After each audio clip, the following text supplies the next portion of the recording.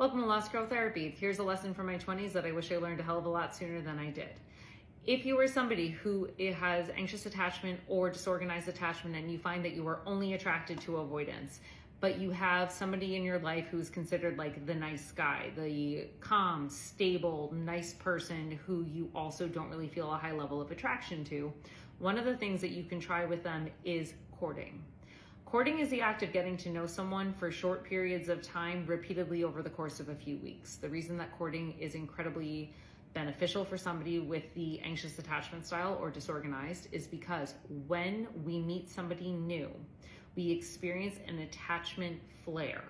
And what that can look like for somebody on the anxious side of the spectrum is either I really, really, really want to be around you all the time, or if you're disorganized, you might present as avoidant, which is I think I like you, but I actually don't like you anymore, and I can't get a read on whether I feel grounded, safe, secure around you or not.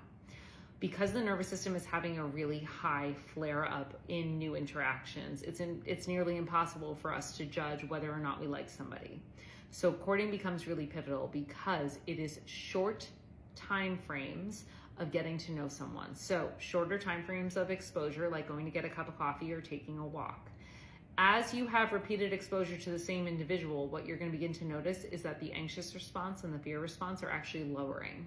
That gives you a more accurate read on how you feel towards this person. You might notice that you become more attracted to them because you feel safer around them. You might also notice that even if you do feel safer around them, you're not attracted to them, and that's okay.